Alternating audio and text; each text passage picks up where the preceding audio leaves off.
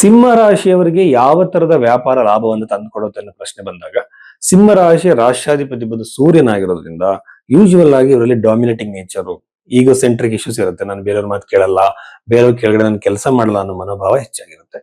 ಈ ಒಂದು ಸಂದರ್ಭದಲ್ಲಿ ಗೌರ್ಮೆಂಟ್ ರಿಲೇಟೆಡ್ ಜಾಬ್ಗಳಿಗೆ UPSC ಆಗಿರ್ಬೋದು, KIS ಆಗಿರ್ಬೋದು, ಯಾವುದೇ ತರದ ಒಂದು ಗೌರ್ಮೆಂಟ್ ಜಾಬ್ಗೆ ನಿಮ್ಮ ಒಂದು ಇದಕ್ಕೆ ತಕ್ಕಂತೆ, ವೈಯಕ್ತಿಕ ಜೀವನಕ್ಕೆ ತಕ್ಕಂತೆ ನೀವು ಅದನ್ನು ಚೂಸ್ ಮಾಡ್ಕೊಂಡು ಗೌರ್ಮೆಂಟ್ ಸೆಕ್ಟರ್ಗೆ ಹೋಗಿ ಟ್ರೈ ಮಾಡೋದು ಒಳ್ಳೇದು.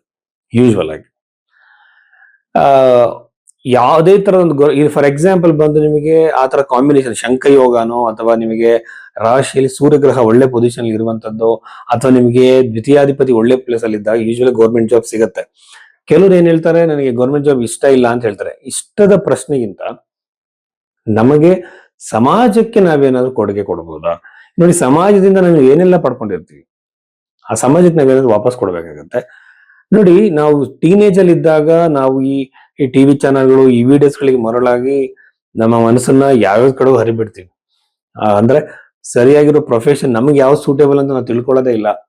ಯಾರೋ ಒಬ್ರು ಟಿವಿಯಲ್ಲಿ ಒಬ್ರು ಫಿಲ್ಮ್ ಆಕ್ಟರ್ ಹೀರೋ ಆಗಿದ್ದಾರೆ ಅಂತ ನಾವು ಹೀರೋ ಆಗ್ಬೋದೇನೋ ಅಂತ ಅನ್ಕೊಳ್ತೀವಿ. ನೋಡಿ, ಇದು ಬೇರೆ, ನಮ್ಮ ನ್ಯಾಚುರಲ್ ಒಳಗಡೆ ಇರುವಂತ ಭಾವನೆಗಳಿರುತ್ತೆ. ಒಬ್ರು ಈಗ ಪೊಲೀಸ್ ಡಿಪಾರ್ಟ್ಮೆಂಟ್ ಅಲ್ಲಿ ಸೇವೆ ಸಲ್ಲಿಸಿರೋ ಎಷ್ಟೋ ಪೊಲೀಸ್ ಅವ್ರು ಇರ್ಬೋದು, ಆರ್ಮಿಲಿ ಇರ್ಬೋದು, ಇವ್ರಿಗೆ ವೈಯಕ್ತಿಕವಾಗಿ ಸಂತೋಷ ಇರುತ್ತೆ ಪ್ರೊಫೆಷನ್ ಅಲ್ಲಿ, ಮತ್ತೆ ಆ ಪ್ರೊಫೆಷನ್ಗೆ ಗೌರವ ಇರುತ್ತೆ. ಜೊತೆಲಿ ಸರಿಯಾಗಿರೋ ಕಾಂಟ್ರಿಬ್ಯೂಷನ್ ಅವ್ರು ಕೊಡುವಂತ ಶಕ್ತಿನೂ ಅವ್ರಿಗಿರುತ್ತೆ. ಒಂದು ಸಮಾಜಕ್ಕೆ ಎಲ್ಲರೂ ಬೇಕಾಗ್ತಾರೆ. ಬರೀ ಫಿಲ್ಮ್ ಆಕ್ಟರ್ಗಳಿಂದನೋ ಕೇವಲ ಬಿಸ್ನೆಸ್ ಮ್ಯಾನ್ ಗಳಿಂದನೋ ಒಬ್ಬರಿಂದನೇ ಸಮಾಜ ಆಗಿಲ್ಲ. ಎಲ್ಲರಿಂದ ರೂಪುಗೊಂಡಿರೋದೇ ಈ ಸಮಾಜ.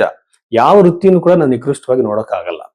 ಈ ಒಂದು ಸಂದರ್ಭದಲ್ಲಿ ನಿಮಗೆ ಯಾವ ವೃತ್ತಿಯಲ್ಲಿ ಕಾಂಟ್ರಿಬ್ಯೂಷನ್ ಸಮಾಜಕ್ಕೆ ಕೊಡ್ಬೋದು, at the same time financial ಆಗಿ ಕೂಡ ಹೆಲ್ಪ್ ಆಗೋದು, ಅದನ್ನು ಚೂಸ್ ಮಾಡ್ಕೊಳ್ಳಿ. ಈಗ ಸಿಂಹ ರಾಶಿಯವರು ಆ ತರ ಒಂದು ಜಾಬ್ಗಳು ಟ್ರೈ ಮಾಡಿದ್ರೆ ಒಳ್ಳೇದು. ಬಟ್ ನಿಮಗೆ ಆ ಇಂಟೆಲಿಜೆನ್ಸ್, ಆ ಏಕಾಗ್ರತೆ, ಆ ಕಮಿಟ್ಮೆಂಟ್ ಇರಬೇಕು. ಎಲ್ಲರೂ ಕೂಡ ಓದಿ ಎಕ್ಸಾಮ್ಸ್ ನ ಬರೆಯೋದಕ್ಕೆ ಆಗೋದಿಲ್ಲ. ಹಾಗಾಗಿ ನಾವು ಅವ್ರನ್ನ ಬೇರೆಯವ್ರು ಕಂಪೇರ್ ಮಾಡ್ಕೋಬಾರ್ದು. ಇದು ಫಸ್ಟ್ ಕ್ಯಾಟಗರಿ. ಎರಡನೇದು ಬಂದು ಬಿಸ್ನೆಸ್ ಮಾಡೋದಾದ್ರೆ ದಶಮ ಭಾವದಲ್ಲಿ ನಮಗೆ ಶುಕ್ರ ಬರೋದ್ರಿಂದ ಬಟ್ಟೆಗಳು, ವ್ಯಾಪಾರ ಮಾಡುವಂತದ್ದು, ಮನೆಗೆ ಬೇಕಾಗಿರುವಂತ ಫ್ಯಾನ್ಸಿ ವಸ್ತುಗಳು, ಅದ್ರ ಜೊತೆಯಲ್ಲಿ ಲಿಕ್ವಿಡ್ ವಾಟರ್, ಡಿಯೋಡ್ರೆಂಟ್ಸ್, ಫ್ಯಾನ್ಸಿ ಐಟಮ್ಸ್ಗಳು, ಮೇಕಪ್ ಸಂಬಂಧಪಟ್ಟಂತಹ ವಸ್ತುಗಳು ಇರುತ್ತೆ ಹೆಣ್ಮಕ್ಳು ಉಪಯೋಗಿಸುವಂತದ್ದು. ಹೆಣ್ಮಕ್ಳಿಗೆ ರಿಲೇಟೆಡ್ ಆಗಿರುವಂತ ಬಟ್ಟೆಗಳು ಇವೆಲ್ಲ ಮಾಡ್ತಾರಲ್ವಾ, ಆ ತರದ ವಸ್ತುಗಳನ್ನ ಮಾರಾಟ ಮಾಡೋದ್ರಿಂದ ಹೆಚ್ಚು ಸಕ್ಸಸ್ ಸಿಗತ್ತೆ. ಅಟ್ ದ ಸೇಮ್ ಟೈಮ್ ಬಂದು ಇಲ್ಲಿ 11ನೇ ಮನೆ ಅಧಿಪತಿ ಬಂದು ಬುಧಗ್ರಹ ಆಗೋದ್ರಿಂದ ಬ್ಯಾಂಕಿಂಗ್ ಸೆಕ್ಟರ್ ಅಲ್ಲಿ ಕೂಡ ನೀವು ಜಾಬ್ಗೆ ಟ್ರೈ ಮಾಡಬಹುದು. ಹಾಗೇನೆ ಲೇವಾದೇವಿ ಮಾಡುವಂತಹ ಬಿಸ್ನೆಸ್ ಗಳು ಕೂಡ ನೀವು ಮಾಡಬಹುದು. ಹಾಗೇನೆ ಇನ್ನ ಒಂದು ನಮ್ಮ ದಶಮ ಭಾವ, ದ್ವಿತೀಯ ಭಾವವನ್ನು ನೋಡ್ತಾ ಇದ್ರೆ ಯೂಶುವಲಿ ಮರ್ಕ್ಯೂರಿಗೆ ಕನೆಕ್ಟೆಡ್ ಆಗಿರೋದ್ರಿಂದ, ಬುಧಗ್ರಹ ಹಸಿರಿಗೆ ಸಂಬಂಧಪಟ್ಟಿರೋದ್ರಿಂದ ಆ ಒಂದು ಲೇವಾದೇವಿ ವಿಚಾರಗಳಲ್ಲಿ ಒಂದು ಎಜುಕೇಶನ್ ಇನ್ಸ್ಟಿಟ್ಯೂಟ್ಗಳನ್ನ ಮಾಡುವಂಥದ್ದು, ಜೊತೆಯಲ್ಲಿ ಕೃಷಿ ಕೂಡ ನೀವು ಮಾಡಬಹುದು. ಕೃಷಿಯಲ್ಲೂ ಕೂಡ ನಿಮಗೆ ಅಭಿವೃದ್ಧಿ ಇದೆ. ಆಮೇಲೆ ಇವರು ಹೋಟೆಲ್ ಬಿಸ್ನೆಸ್ಗಳು ಇವ್ರಿಗೆ ಅಷ್ಟೊಂದು ಸೂಟೇಬಲ್ ಆಗಿ ಬರೋದಿಲ್ಲ. ಯೂಶುವಲ್ ಆಗಿ ಬಂದು ಬ್ಯೂಟಿಫುಲ್ ಆಗಿರುವಂತಹ, ಸುಂದರವಾಗಿರುವಂತಹ ವಸ್ತುಗಳನ್ನ ಮಾಡಬಹುದು.